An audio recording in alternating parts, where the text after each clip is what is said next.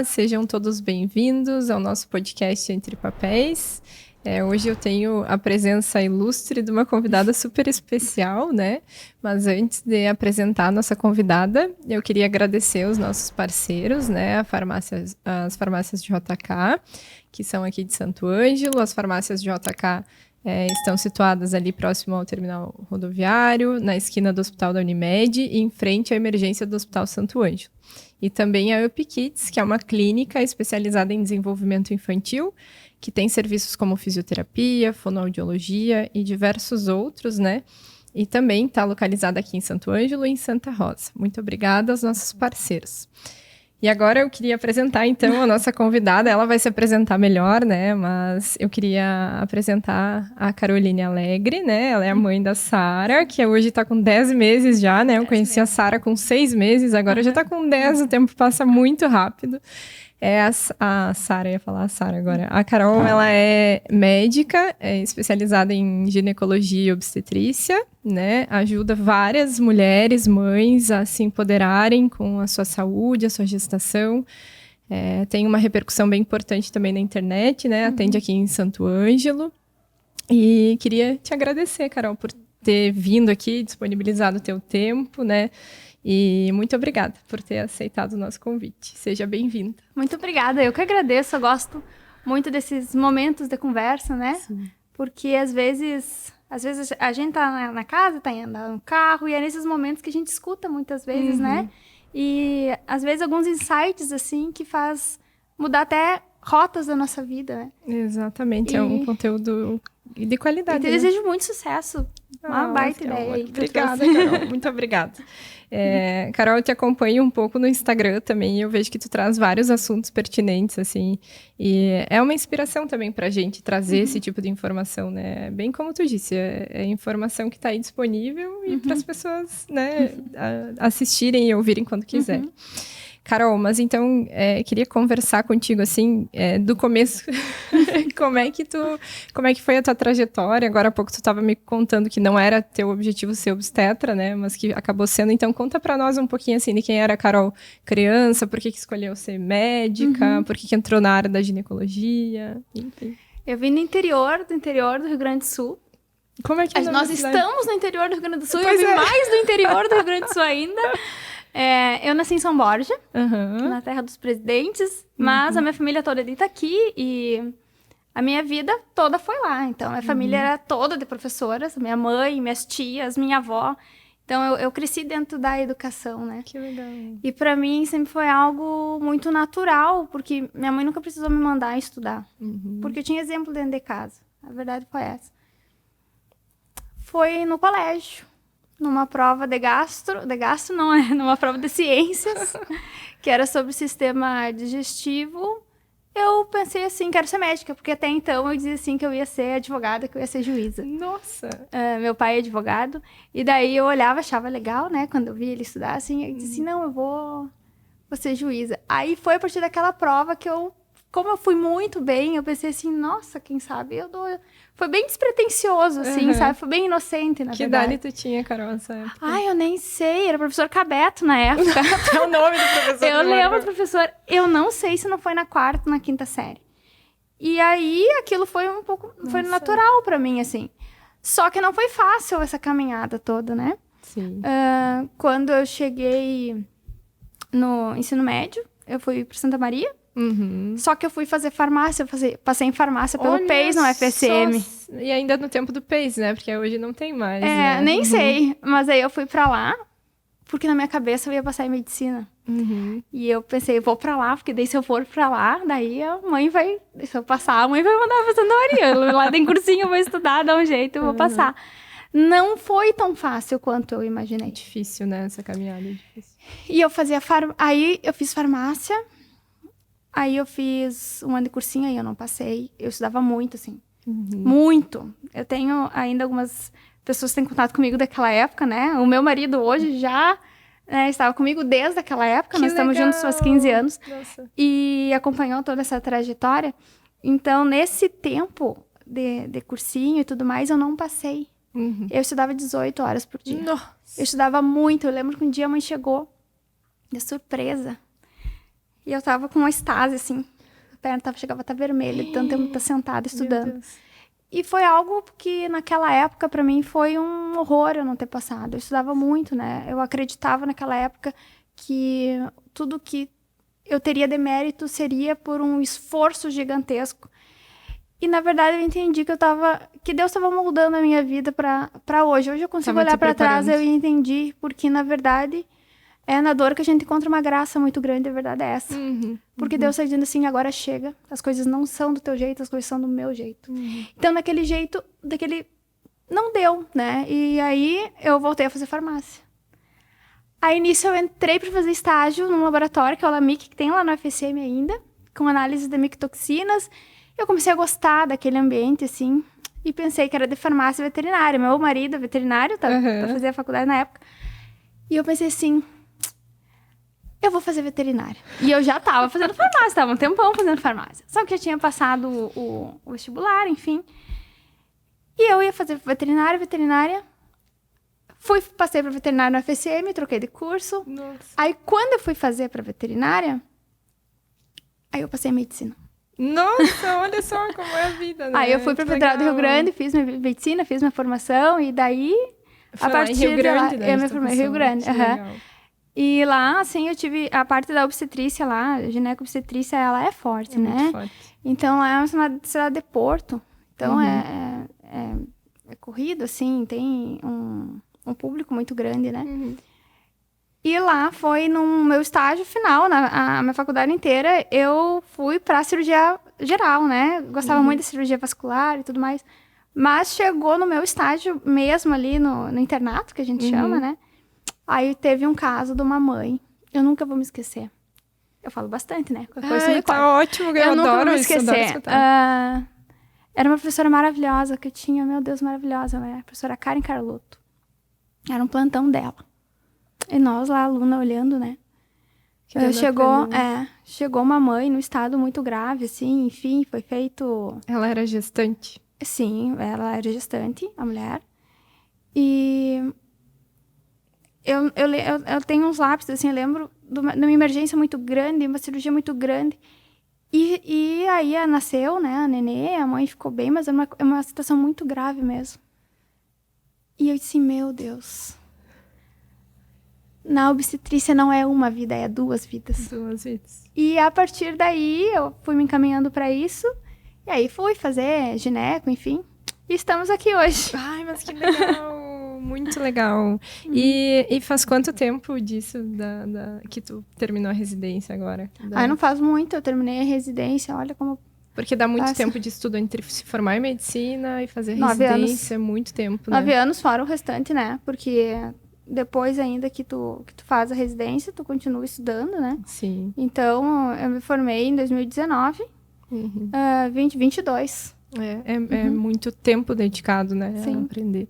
Mas que massa, muito legal. E aí, nesse meio tempo, tu veio pra cá, pra Santo Ângelo? Vim pra Santo Ângelo, porque a família do meu marido é aqui de Santo Ângelo. Ah, que legal. Aí, nós vínhamos, né? Eu tava trabalhando em Juí. Eu tava com o meu consultório em Juí. Né? Tinha começado, só que nós tínhamos planos de vir pra cá. Sim. Então, eu tava um pouco em dúvida. Eu acabei fiquei tempo em São Paulo, fazendo um acompanhamento do serviço de alto risco lá. E aí, fiquei naquela, ia fazer o mestrado, não ia, e tava naquela situação. Aí, eu disse, não, né? A minha vida, na verdade, eu preciso dar um rumo, né? Depois, com certeza, a gente vai conversar um pouco mais sobre isso, sobre a questão da idade, fertilidade e tudo mais. Eu disse, não, a minha vida é lá. E aí eu vim e não me arrependo um segundo de ter vindo pra cá. Que legal. E a Sara daí nasceu nesse meio tempo. A Sara nasceu nesse tempo. E como é que foi pra ti virar mãe, assim, sabendo, né? Porque uma coisa é tu virar gestante sem saber nada sobre como é o processo, os riscos e tudo mais. E como que foi essa tua experiência de ser gestante e ser gineco e obstetra, assim, pra ti? Foi como se tu conseguisse associar a teoria à prática, ou tu achou que alguma coisa te surpreendeu, assim, dentro da tua gestação, que tu não esperava? Sabe que o conhecimento, ele faz parte da vida da formação do médico, né? Do médico, do dentista, né? De qualquer qualquer profissão, assim, de uma forma geral. Tu vai fazer um bolo, tu sabe a receita do bolo, né? Tu ter passado por fazer e tu ter abatumado um bolo, tu ter assado um bolo que ficou muito bom, tu ter passado um pouco a questão do fermento, colocado mais, colocado menos. Quando tu passa pela experiência, ela deixa de ser um conhecimento, ela te torna uma autoridade no assunto. E pra mim fez bastante diferença. Pra mim foi estar vivendo o meu dia a dia de uma outra forma. Então, eu sempre tive uma questão empática, real mesmo, né? Me preocupar muito com o que a mulher está passando naquela fase. O que ela realmente está sentindo. Mas ter passado por todas as fases e ter passado por complicações na gestação.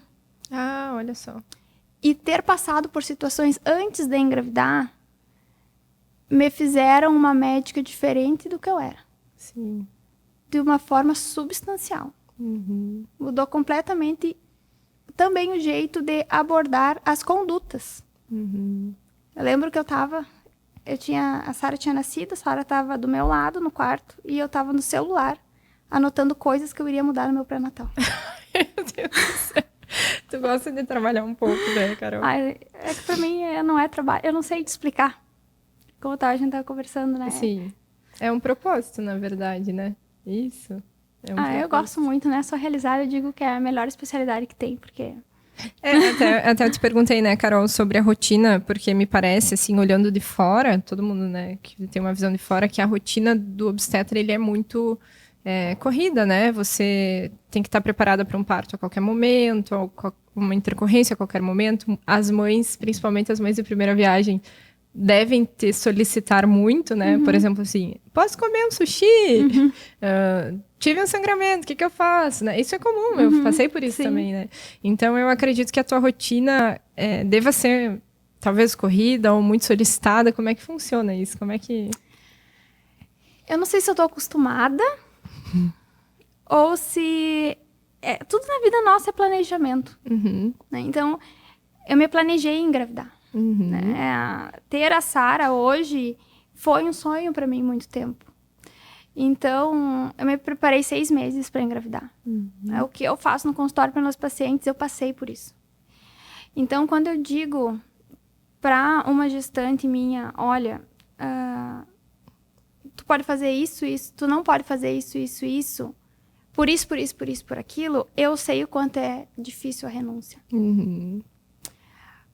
A rotina em si, eu me preparei para que a Sara conseguisse ficar perto, apesar da minha rotina. Eu estou trabalhando em tempo integral, mesma questão que eu trabalhava antes, mas eu tenho a minha filha perto de mim. Eu tenho uma rede de apoio muito boa. Então, as minhas gestantes, elas não costumam também solicitar tanto, na verdade. Eu não vejo dessa forma, né? Uma questão solícita, porque as nossas consultas são muito longas, né? Então, a gente conversa. Esses dias eu vi que tava 1h40. Porque, assim, às vezes, é uma gestação de alto risco, às vezes precisa de um preparo maior. E não é só um preparo médico, né? É um preparo emocional, assim. A gente está gestando, eu digo, né? Nós estamos gestando o nosso bebê e Deus está nos gestando. Então, existe uma transformação, nós não nos tornamos mãe na hora que aquela criança chora, que aquela criança nasce, nós nos tornamos mãe quando a gente decide engravidar. Então, assim, a rotina, para mim, ela é corrida, mas a minha vida é isso aí, entendeu? A vida é um movimento. Que eu não consigo ver... Eu tenho os momentos de lazer, lógico, com a minha família, com o meu marido, com a minha filha, com nossos familiares, mas também é muito tranquilo, né? Ontem eu tive um dia de consultório muito cheio, como sempre é. Cheguei de noite em casa e saí pro hospital. Mas para mim isso não é um problema, que eu vi minha filha, dei uma mamá pra ela, vi que ela tava bem. E aí fui pro hospital, aí eu voltei, aí eu olhei o podcast. Olhei o podcast, e fui ler meu livro, e tá tudo bem, né? Tá... Legal, isso é muito legal. Isso reflete o quanto tu gosta, né, de fazer isso. Porque se tu não gostasse ou não tivesse um amor pelo que tu tá fazendo, provavelmente não ia persistir, né? Não teria não aguentaria a rotina, ou não gostaria de estar fazendo o que está fazendo. Isso é muito legal. E agora, quando a Sara nasceu, teve alguma coisa assim que tu considera como um desafio na criação dela, assim, desde que ela nasceu até agora, que são 10 meses, né? Uhum. Teve alguma parte mais desafiadora para ti, assim, ou algo que tu acha que é ainda desafiador? Apesar de toda a teoria, apesar de uma grande preparação, uhum. Eu tive um problema imenso para amamentar. Uhum. Eu amamento até hoje. Uhum. Mas, de longe, sim, a amamentação me mudou. Me mudou muito, porque a amamentação... existem 2 vertentes em relação a isso. Nós temos a amamentação que nós sabemos que é importante para o bebê, para a imunidade do bebê, que é o vínculo mãe-bebê. E nós temos os desafios da amamentação e, novamente, a gente entra com a questão de escolhas e renúncias. Uhum. Né? Da questão de eu acordar várias vezes, eu tive estar as questões, a questão da mama em si, né? Então, fissura, baixa produção de leite. Aí tu vai dizer assim, mas a baixa produção de leite porque tinha algum problema hormonal, ou tu passou por um grande estresse, algo assim. E não. Então, a gente tende a julgar a mulher que tem, às vezes, uma baixa produção de leite é porque alguma coisa muito grave está acontecendo com ela. E, às vezes, não. Uhum. Às vezes é a pega do bebê. Às vezes e tu adequar isso, até para uma mãe que tem mais de um filho, às vezes está no 2º, 3º bebê, não é o mesmo outro bebê, o bebê nunca mamou, né? E tu nunca amamentou aquele bebê. Uhum. E foi um esforço muito grande, né? A questão do vínculo, para mim, era algo que eu queria realmente amamentar. Apesar de que hoje virou muito isso, né? Eu quero ou não quero amamentar. Uhum. E na questão, uma questão fisiológica. Sim. Que é importantíssima para a questão fisiológica do bebê. Uhum. Hoje em dia, nós mecanizamos tanto a maternidade, nós achamos que nós estamos mais perto de uma humanização, e às vezes a gente fala em humanização e ela acaba no parto e nunca mais. Uma robotização, né? Muda o Exatamente, completo. Nós estamos presos dentro de uma cadeia, e na verdade não é assim. Uhum. A amamentação, a criação da criança, a questão familiar, ela é muito importante. E a amamentação, a gente tá naquele período pós-parto, que é um período mais frágil, e tu tem que dar conta de um bebê. E tu tem que amamentar. E aquilo ali, para mim, foi uma escola muito grande, assim. Para mim também. Como é difícil, né? Muito difícil. Mas passa. Sim, ainda bem. Eu só lembrava, assim, que ia passar, ia chegar um dia que aquilo... Eu ia acordar, ia estar diferente, e foi o que aconteceu. Né? Na questão da insistência, e hoje uma das coisas que eu mais gosto é de amamentar minha filha, né? Eu não abro mão disso e ela não aceita mamadeira. Então Sara é inteligente. Não tem da mamadeira. E isso aí é, assim, o maior desafio que eu vi até agora, né? Em relação a isso. Mas de resto, assim, é um amor, né? Eu não tenho nem... Ela é muito linda.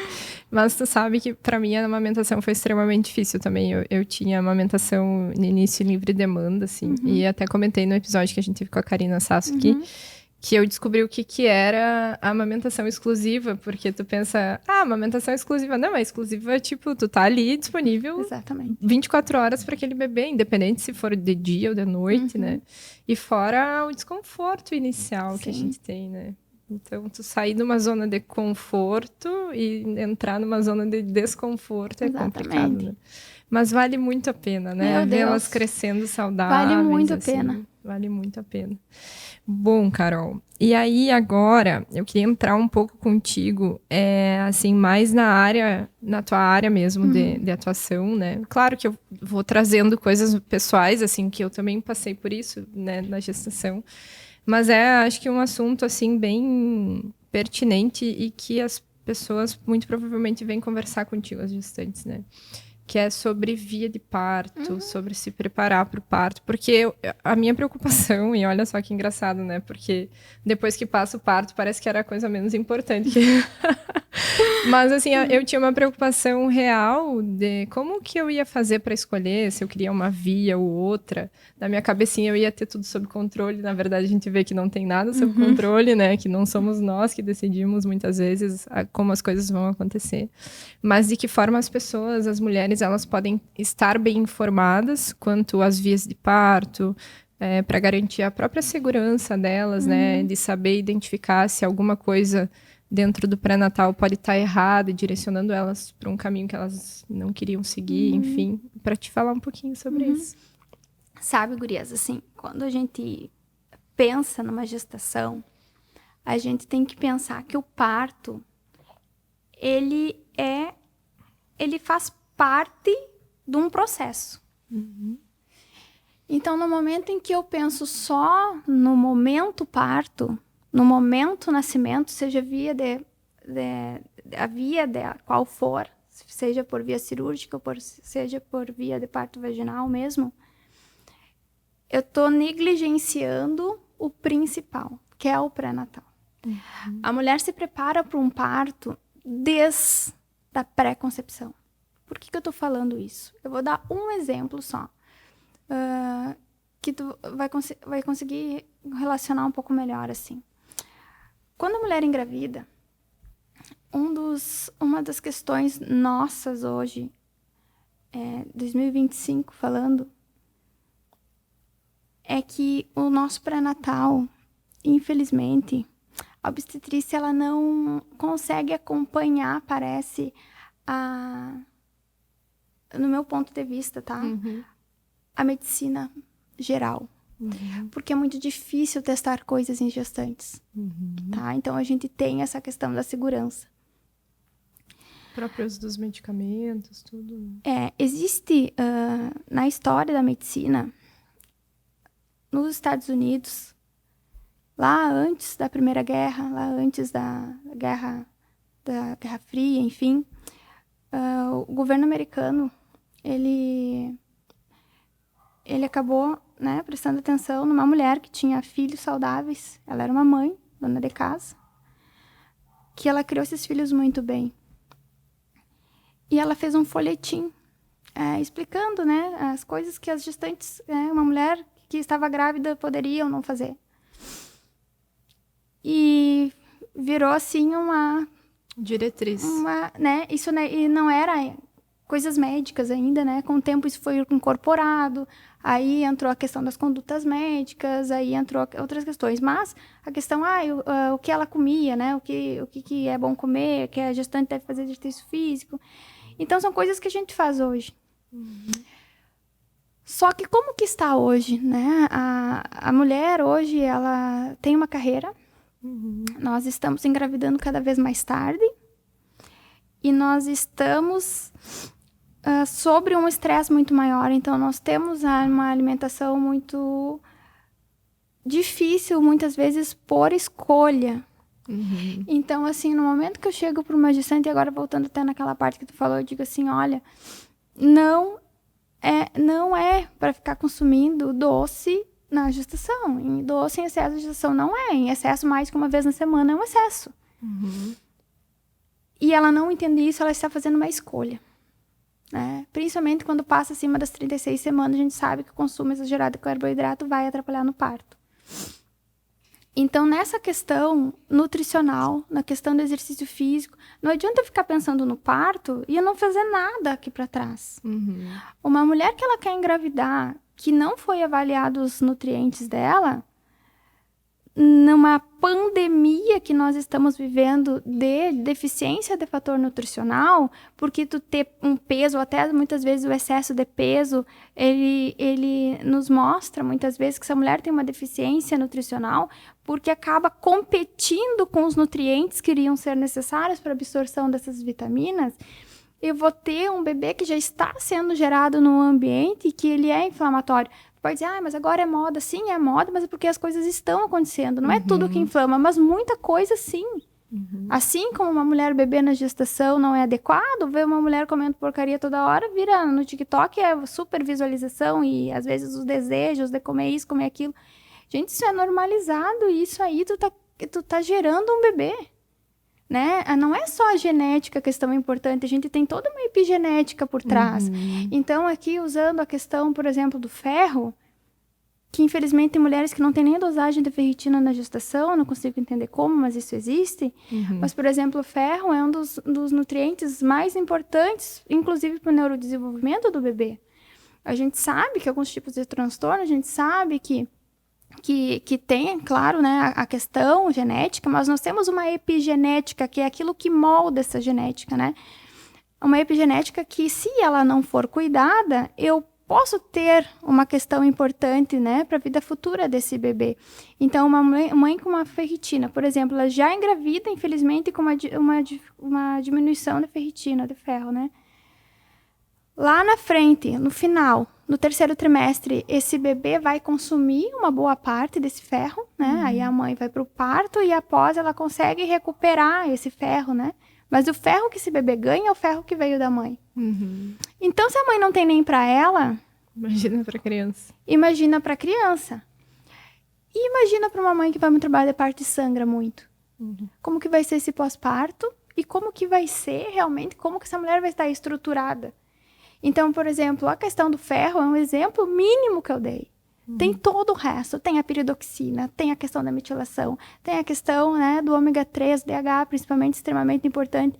Então, essa questão que pode ser bobagem para alguns e rasgar a fisiologia, quando uma pessoa fala isso, exatamente, é um rasgo da fisiologia, porque a gente sabe que isso não é verdade, tudo para acontecer no macro, ela tem que acontecer no micro antes.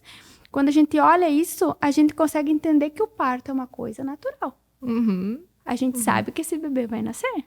De algum jeito ou de outro. Só que tem coisas que eu faço que podem atrapalhar esse trabalho de parto. Eu falo isso principalmente para as mulheres que desejam um parto natural. Entende? Então, às vezes, não adianta a gente se preparar com outras coisas, né? Se a gente não se prepara com o básico. Então, quando a gente fala na questão dos folhetins que foram gerados naquela época, lá antes da Primeira Guerra, a gente sabe que aquela mulher... Na verdade, está falando coisas que são mais naturais, né? Então, o que é a gestação hoje? O maior evento imunológico da humanidade. É a gente ter uma imunologia adequada para que a gente consiga gerar um bebê e a gente consiga parir esse bebê. Nem sempre acontece como gostaríamos, né? Eu sempre digo assim, atividade física, ela é um mandamento na gestação. Mas eu tenho... O médico mandou fazer repouso absoluto. A gente adequa. A atividade física, né? Atividade física, né? Claro que tem casos que a mulher tem que ficar em repouso, né? Tá com dilatação, tá com sangramento. Lógico, a mulher não vai fazer atividade física. Mas a maioria das gestantes, elas não têm contraindicação de fazer atividade física. Isso deveria ser um mandamento para que é um parto natural, claro, né? Porque antes, as nossas avós e tudo mais, bisavós, elas... tinham atividade física em casa, nem que seja, né? E elas colhiam, elas comiam coisa do quintal dela. Então, a gente não tinha tanto disruptor endócrino também como a gente tem hoje, né? Então, esse tipo de coisa faz a gente ter mais atenção, até os próprios disruptores dos produtos que a gente usa, né? Às vezes, a mulher nem sabe qual que é o tipo de esmalte que ela tá pintando a unha na gestação, só que isso tem um impacto. Eu sempre digo para minhas pacientes, né?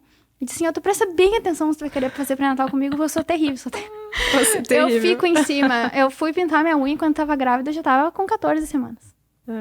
Porque eu sei da questão, a questão imunológica, ela é muito forte. Então, a questão do parto, daí a gente entra pro parto. Então, a gente entra pro parto daquela mulher, né, que se cuidou, aquela mulher que ela fez, apesar de muitas vezes essa mulher ser alto risco. Então, hoje, infelizmente, as gestações de alto risco, elas viraram regra. Porque nós não temos a mesma vida que nós tínhamos há muitos anos atrás. Então, a gente tem o excesso de caloria, a gente tem o excesso de sedentarismo, mulheres engravidando cada vez mais tarde. E nós podemos aceitar ou não, isso não importa, mas a verdade ela é uma, que quem está gerando esse bebê somos nós. Então, importa o que a gente põe dentro do corpo da gente, que a gente come. Independente do que a pessoa ache, né? A pessoa pode achar que não existe gravidade. Se ela se jogar num prédio, ela vai cair no chão. Se ela não quiser acreditar numa questão dessa, é a mesma coisa.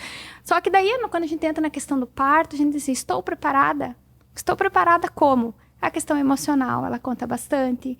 A questão do corpo, né? A questão pélvica, a questão de estar preparada. Se tem alguma coisa que não tá legal, ajustar no pré-natal, né? Com o seu fisioterapeuta. A fisioterapia pélvica entra muito aqui na questão do parto. A preparação emocional, saber o que vai acontecer, conversar nas consultas com sua obstetra, como funciona. E eu sempre digo uma coisa para meus pacientes, assim. Como eu atendo muita mulher por dia, a gente atende mulheres que vão engravidar, mulheres que já têm um tempão de gestação, pós-gestação. Então, eu já atendi casos de mulheres com 20 anos pós-parto que falam do parto e chora. Chora de tristeza. Ai, que triste. E eu digo o seguinte, assim, ó. Eu pergunto, mas tu passou por um abuso, algum problema? Ela disse, não, só que não foi a via que eu queria. E eu sempre digo assim para as minhas gestantes, né? Às vezes elas vêm numa ansiedade. Eu não decidi ainda. E eu sempre digo, quem disse que era para decidir? Tu sabe que acho que a mídia impõe muito isso, né? Mas quem disse? Né? Fica uma ansiedade desnecessária. Porque assim, ó, vamos dizer assim, ó. Eu vou falar o que eu falo no consultório para os pacientes. Eu quero um parto normal. Por exemplo, eu quero um parto... Assim como eu me preparei para um parto normal na minha gestação. Eu quero um parto normal. Mas se acontece alguma coisa e tu tem uma indicação real de cesariana, ou se eu quero muito cesárea, Deus o livre, tem trabalho de parto. Não posso sentir dor. Não posso, não quero. E se tu chega com dilatação de 9 centímetros, tu vai correr risco de vida numa cesárea por qual motivo? Né? Então, eu sempre digo assim, esteja preparada para tudo. Né? A questão, eu sou muito de respeitar o desejo da gestante. A questão da humanização do parto é tu... ver riscos e benefícios, né? E respeitar aquela gestação, respeitar aquele bebê e respeitar aquela mãe. Então, isso tem que ser muito trabalhado na questão do pré-natal, né? Dela buscar fontes e bons profissionais, né? Fontes confiáveis, realmente. Ela saber o que está acontecendo, as fases do parto. Mas isso é coisa para o médico saber? Não. Isso não é coisa para o médico saber. Isso é uma coisa que a gestante tem que saber tanto quanto o médico. A tomada de decisão, né? E não só a gestante, mas também a quem está acompanhando aquela gestante, né? Para que as coisas andem bem. Então, a questão do conhecimento e da preparação pré faz com que o parto seja só a cereja do bolo. Sim. E tu entende que... Eu sempre pensei isso, assim, principalmente depois que eu fui gestante, que é pouco tempo para tu gerar um ser humano, né? Se tu for pensar 9 meses, né? Que dá 10 meses, quase 11 meses. É muito pouco tempo para te gerar um ser humano. Pensa, tu tá gerando uma pessoa dentro de ti. E em 10 meses tu tem um bebê pronto, né? Muita coisa acontece nesse processo, né? E Carol, então para ti, até ia te perguntar isso sobre o conceito do parto humanizado. Porque a gente vê que existe uma enxurrada de informações na mídia e que às vezes as mães ficam muito ali no Instagram, no TikTok, acham tudo lindo, maravilhoso, falam parto humanizado, mas na real ninguém sabe o real significado do parto humanizado, né? E é bem o que tu falou, às vezes a humanização do parto não é a via do parto, mas todo o contexto, né? Mas eu queria que tu pincelasse um pouquinho mais isso, assim, por que o parto normal foi atrelado ao parto humanizado? Acredito que nós temos um histórico difícil, né, na questão obstétrica. A questão, quando a gente, né, fala da questão obstétrica, ela é muito séria e ela é muito maior do que se pensa, porque nós às vezes pensamos assim, mas é que é só engravidar e o bebê vai nascer. Nós estamos vivendo uma situação mundial que em breve terão mais idosos do que jovens. E quem que vai pagar essa conta? Então, quando a gente fala em questão de obstetrícia, nós estamos falando de questão de saúde pública. Né? Nós estamos... Cuide da mulher. Tem um professor muito famoso que fala isso. Cuide da mulher que cuidará de saúde pública. Então, a questão de gestação, de obstetrícia é uma coisa muito séria. A geração de famílias é uma coisa muito séria.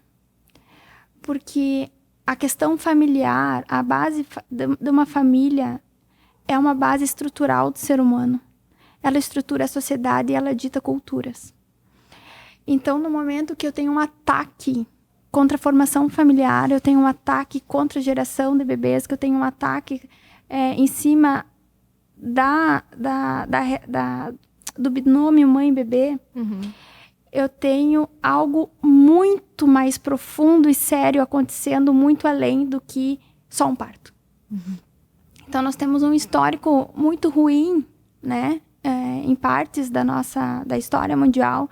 E em relação, nós tínhamos algo muito mecanizado. Então, veio um movimento em cima dessa questão para que seja respeitada a gestante, que seja respeitada aquela família e aquele bebê. Então, a questão da humanização do parto não é a via do parto. Isso é muito importante. Tá? Não é a via do parto. Por que não é a via do parto? Porque a questão da humanização é eu vou entrar numa questão aqui porque eu não tenho como tirar isso, tá? Porque isso faz parte de mim. Eu vou te dizer assim, que na obstetrícia, e principalmente depois que eu fui mãe, foi, inclusive, Deus falou comigo numa situação, inclusive, em que eu estava atendendo uma paciente no hospital, veio uma revelação nessa questão para mim. Quando Jesus morreu na cruz, muita gente não entende que isso eu também não entendia. Jesus derramou sangue por nós. Ele derramou sangue porque ele não conhecia. O que é uma mãe? O que é uma mulher que está parindo? Ela está derramando sangue por alguém que ela ainda não conhece. Então, é uma entrega visceral comparada, muitas vezes, ao amor de Cristo. E nós, quem somos falhas? Entendeu? Eu me emociono por falar isso, porque isso mexe muito comigo. Então, no momento que eu tenho algo tão sublime, tão profundo, e que não existe nada mais profundo do que uma mãe derramando sangue por alguém que ela não conhece, mostrando que algo muito, muito que como se imitasse em alguns pontos, assim, claro que a questão de Jesus é muito maior, mas que colocasse alguns pontos sobre esse sacrifício, nós conseguimos entender o que seria uma humanização. Uma humanização. Né? Ser imagem e semelhança de Deus. Né? Nós somos imagem e semelhança de Deus. E quando nós entendemos isso, nós não conseguimos simplesmente pegar e tratar aquilo como se fosse qualquer coisa. Então, a humanização do parto vem muito além do que eu vou tirar uma foto, eu vou ter uma luz mais baixa. A humanização do parto é nós respeitarmos aquela vida, né? Aquele ritual que é o parto. Seja ele um parto vaginal, seja ele um parto cesárea. E nós temos que respeitar o tempo da mãe com a criança. Então, no momento que nós temos, para se está tudo bem com o bebê, por que não examinar o bebê junto da mãe? Né? Por que não colocar mamar? Eu fiz cesárea, eu precisei fazer uma cesárea. Entende? Eu tive a minha nenê o tempo inteiro comigo, praticamente. Depois ela precisou ir pro bercinho, porque ela fez uma hipotermia. Mas a minha nenê mamou, né, ali, e eu faço isso com as minhas gestantes, né, elas sabem, né, nasce o bebê, os bebês ficam com elas, o pediatra mexe nos bebês ali, se precisa, né, mas o tempo é com a mãe, respeitar o tempo do clampeamento do cordão para evitar alterações metabólicas depois, né, mais lá na frente. Então, a questão é essa. Né? Independente da via de parto, a mulher se sentir respeitada, né? A mulher se sentir amada, a mulher se sentir protegida pela equipe, pelo acompanhante que está com ela, né? Tem uma estrutura muito grande em relação a isso.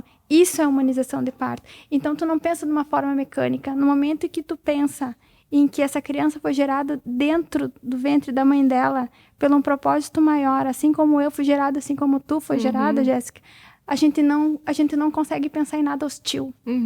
Porque é muito mais sublime. É uma coisa muito maior do que nós. É o pensamento que eu tenho. E é bem lindo isso, porque quando tu fala, eu lembro do meu parto com a Liz, que foi um parto natural, assim. E é inexplicável, né? Eu acho que só quem passa por isso é inexplicável. A alma sai, eu brinco que a alma sai, dá uma passeada, e depois ela volta. Porque é bem emocionante, assim, né? E eu imagino que para ti também o valor da obstetrícia nesse sentido de tu poder ver aquele bebê nascer, né? Presenciar essa luz diferente, é maravilhoso, né? E teve algum parto, assim, que te emocionou de uma forma diferente, assim, dos que tu já acompanhou? Alguma história que te emocionou, que tu queria compartilhar? Teve Porque, vários. assim, quando a gente fica gestante, todo mundo tem... Tu pode escutar 1000 mulheres, as 1000 mulheres vão ter uma história de parto diferente, né? É bem assim. Eu vou falar especificamente...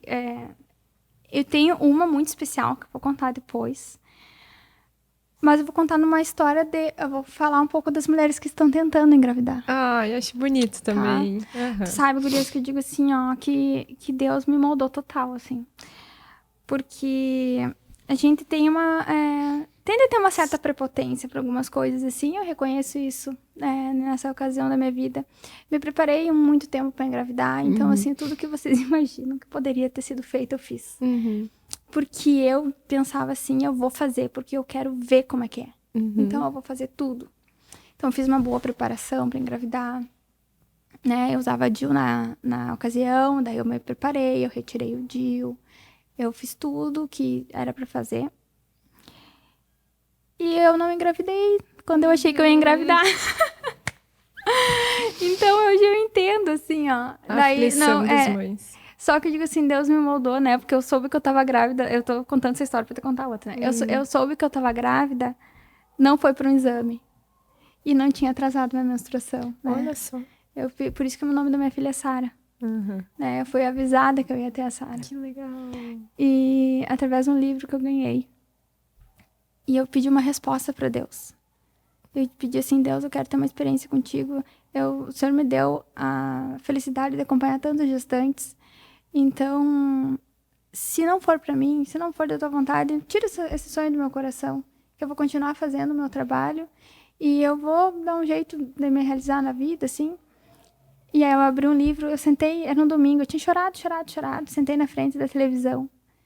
E enxerguei era um domingo de noite, enxerguei um livro que eu nem abria nada, não sei por que abri. E abriu na página que Deus tinha feito uma promessa de Abraão que Sara ia engravidar.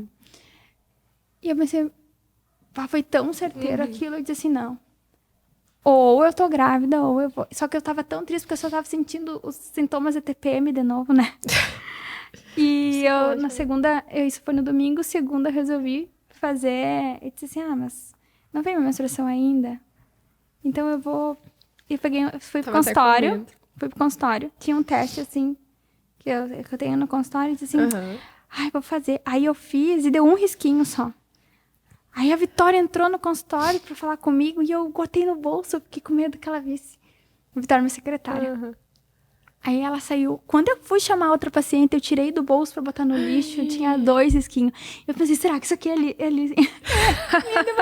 olha, é obstetra, né? Eu disse, deixa eu chamar a Vitória. Eu disse, Vitória, vem cá. É 2 aqui? Isso aqui. E a Vitória, a senhora tá grávida. Eu disse, fica quieta.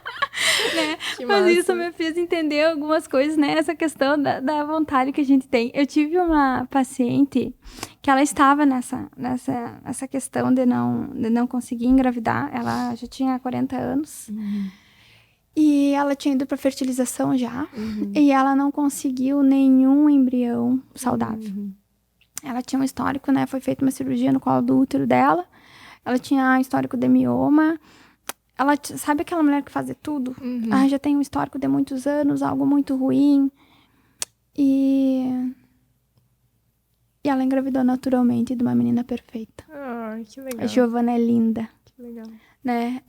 É uma pintura. É linda, linda, linda, linda. E a gente vê assim, ó, o quanto nós vibramos, né? Nessa situação dela. Então, era uma mulher que ela veio antes de tentar. Ela fazia de tudo. Ela fazia dieta, ela fazia não sei o quê. Ela ia pra fertilização, ela investiu. E nada vinha. E hoje, o dia a dia, a maior parte do meu consultório é isso, né? A maior parte do meu consultório é a questão de infertilidade. Eu tive outra paciente que eu vibrei muito com ela, em que ela chegou pra mim com muitos exames. E ela veio, ela disse assim, Carol, eu percorri tudo o quanto é lugar que tu pensa. E eu tenho um antimileriano, assim, o antimileriano dela era baixíssimo, né? Que mostra uma baixíssima reserva ovariana. E me falaram que eu só conseguiria engravidar através de ovo-doação, que eu não tenho condição de ter um filho meu. Porque muitas vezes a mulher pensa assim, eu vou pra fertilização e vai dar tudo certo. Não, eu vou congelar esses óvulos e vai tudo certo. Guria, só que às vezes não dá tudo certo. Por isso que eu digo, não deixe tanto pra depois. Esse paciente que eu tô falando em si, ela tava 7 anos tentando engravidar. Nós tivemos uma longa conversa no consultório. E eu disse pra ela, tu acha que Deus vai te dar um filho? E ela disse assim, eu acho. Eu disse, então tu tá duvidando do quê? Tu tá fazendo esse escândalo por quê? Em 3 meses ela tava grávida. Ai, que legal. E eu fiz o pré-natal dela. E o neném dela nasceu 1 semana depois da Sara. Então eu tive que passar pra uma colega fazer. E o Benjamin é um guri perfeito, lindo. Então, assim, gurias, claro que teve um tratamento por trás, teve coisas por trás, né? Então, a gente não pode se basear somente em algumas partes, em um exame ou outra coisa. Mas é a questão, né? Eu quero ser mãe. Estou tentando, eu não estou conseguindo. O que está acontecendo? Então, essa questão de tu te dar de conta, né? A gente vive hoje uma sociedade em que começam a dar pílula para meninas 12 anos. O corpo não sabe o que é menstruar, o corpo não sabe o que é ter um funcionamento fisiológico. E eu fiz tudo o que eu quis na minha vida, daí eu cheguei com 35 anos, eu resolvi engravidar e eu parei a pílula e vi que não menstruo. Tu entende? Então, esse tipo de coisa é muito sério. Então, cai de novo na questão lá, né? Nós vamos ter menos jovens do que idosos, daqui a pouco mais. Então, o índice de natalidade caindo cada vez mais. Mulheres adiando o sonho da maternidade e caindo com um diagnóstico muito ruim, porque quem quer engravidar no primeiro mês. Geralmente é assim, tu diz, mas eu tô tranquila, daí chega no primeiro mês, tu engravida, tu começa a vir uma pulga atrás da orelha, por que tu não engravidou? Né? Só que isso às vezes dura 6 meses, dura 1 ano, dura 5 anos. Esses tempos apareceu no meu consultório uma que tava 20 anos, só que ela já passou, assim, de toda... E ela disse assim, Carol, mas era o meu sonho, eu só queria ter um filho, sabe? Nossa, isso dói no coração, gurias. Então, assim, ó, se tu tá me escutando agora e tem 25 anos e acha que nova, não é nova, tá? Alguém colocou na cabeça tua que tu é uma adolescente, mas tu não é. Entende? Eu sempre digo assim, uma velha, né? Que tem condição de gerar, né? Se organizar. Claro que tem a carreira, tem as outras coisas, mas existe um planejamento para isso. As histórias mais emocionantes que eu tenho é de mulheres que conseguiram engravidar e que não conseguiam engravidar.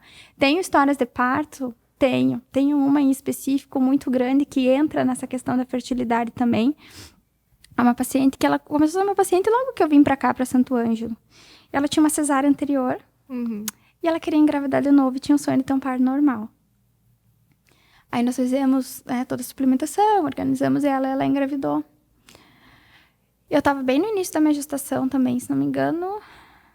Sim, eu tava no início da minha gestação. E como é difícil tu atender um caso desse grávida, né? Apesar que eu tava com uma gestação de alto risco também no início. Enfim. E ela abortou. Ora. Aí ela abortou, foi um sofrimento muito grande, assim. E pra mim também, assim, porque a gente planejou muito aquele bebê, né? Eu vivi esse sonho com ela. Aí ela precisou fazer uma AMIL, né? Que é uma aspiração manual intrauterina. E daí logo lá ela já engravidou, porque não existe isso, né? De esperar 3 meses, 6 meses. Eu não sei quem inventou isso, mas não existe. A mulher já tá apta a engravidar de novo. Ela engravidou. E ela teve uma gestação super saudável, foi tudo bem. Aí chegou no momento de ganhar o nenê. Ela precisava interromper a gestação um pouco antes, por uma condição materna. Então, um pouco antes não era prematuro, mas não deixar até 40 mais 6, né? Precisava ali entre 39 e 40 semanas. Tava tudo bem com ela, e mesmo sendo uma questão de um risco maior, a gente decidiu, né, fazer uma indução mais natural, porque a gente não pode usar medicação, né, medicamento em mulher que tem cirurgia uterina anterior. Ela rompeu o bolso às 8 horas da noite, nós fomos pro hospital, ela evoluiu super rápido com 6 centímetros, já era, eu acho que umas 11 horas com 6 centímetros, nós ficamos lá. E aí chegou no momento crucial do parto dela, de madrugada, em que ocorreu uma parada de progressão, já bem no final. E esse é um momento de tensão para o obstetra, é um momento de tensão para todo mundo que está na sala, para a gestante também, né? Que ela tava assim, ó, ela queria muito esse parto. E eu sei que para ela tudo bem, se ela precisasse de uma cesárea, mas eu sabia qual era o sonho dela, né? Por isso que é importante tu ter alguém que tu confia do seu lado, né? E tu ter uma preparação para isso também. E ela já tava me pedindo, né? E eu peguei assim, e eu sou...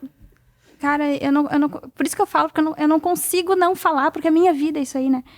Eu peguei e disse assim, Senhor, mais do que eu, o Senhor sabe que essa mulher já passou. Mais do que eu, o Senhor sabe para que essa criança está vindo. Eu não sei qual que é o futuro dela, mas o Senhor sabe o que o Senhor tem para ela.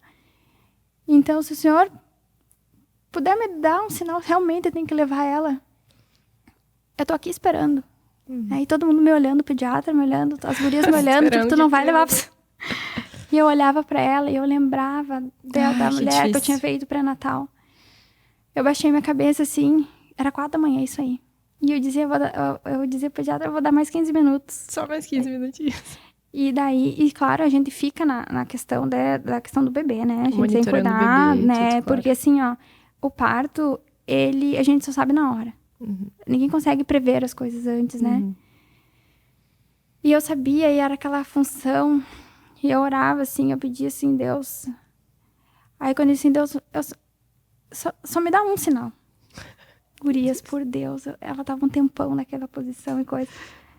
Aquela menina desceu tanto e nasceu do parto normal. Né? Um parto pós-cesárea, assim, ó, longo, né? E ela ficou bem, aí o bebê ficou bem. Foi uma das situações, assim, da minha vida que eu fiquei... que parecia que tinha sido comigo, assim. Porque quando tu vive a história com a pessoa, tu sabe o que ela passou, né? Se eu tava passando na praça ali, passei, ela tava com a nenê, daí parei, né?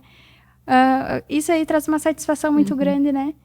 Com certeza. Nossa. Pela luta, ela se preparou muito, ela se cuidou muito, ela fazia tudo. E chegar nos finalmente, assim, é só nas mãos do Senhor, não tem o que tu fazer, entendeu? Tu pode ser o melhor médico do mundo, não vai.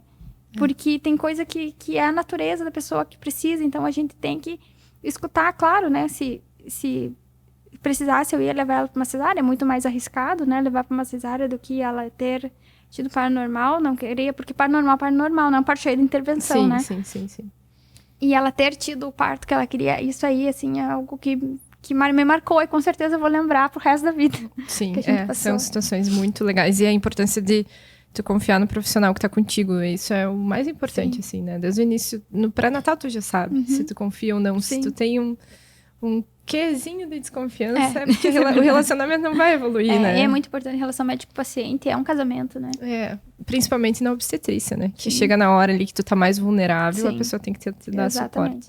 E Carol, agora, uma pergunta que eu queria te fazer, assim, pra gente fechar, sobre a questão do pós-parto, o baby blues, a depressão pós-parto. Eu acho que é importante a gente comentar, assim, para principalmente as pessoas que estão perto, assim, a rede de apoio poder identificar e ajudar essa mãe, sabe? E qual que é o papel do obstetra nessas situações, assim. Porque, querendo ou não, o obstetra é o médico que a mãe vai no pós-parto, né? Depois é tudo mais relacionado ao bebê, né? Parece que tudo no pós-parto é relacionado ao bebê, né?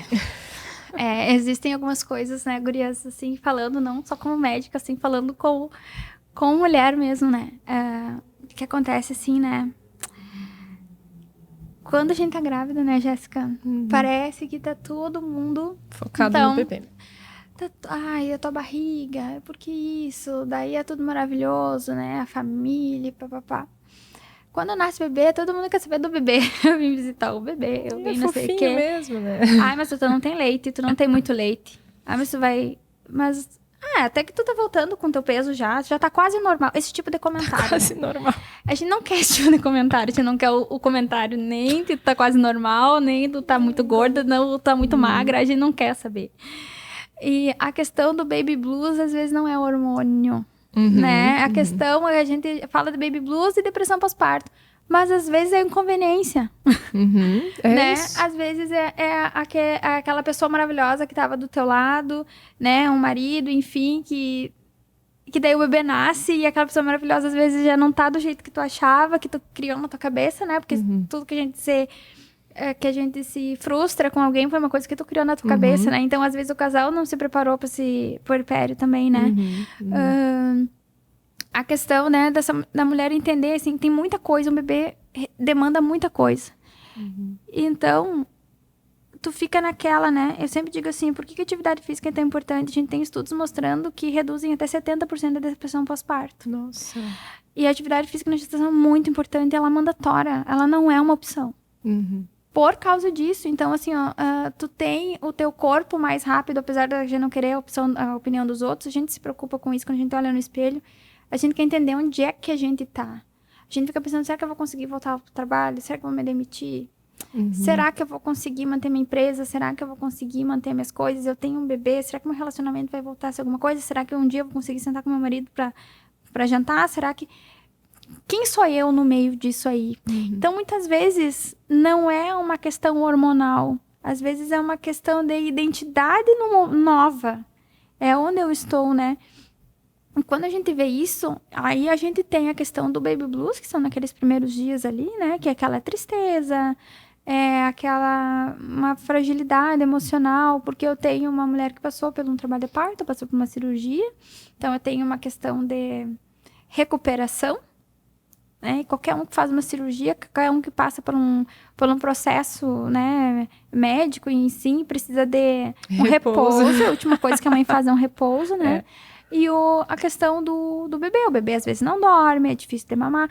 Então, assim, a questão do baby blues é algo que é aquela tristeza, é algo que a gente sabe que não está limitando a paciente, ela não tem uma aversão, às vezes, ao bebê, ou sentimentos em relação ao bebê, que ela não vai dar conta, que aquele bebê não é para ela, e às vezes até ter comportamentos nocivos em relação ao bebê. A depressão pós-parto, ela é uma coisa... Ela não é tão comum de acontecer, a depressão.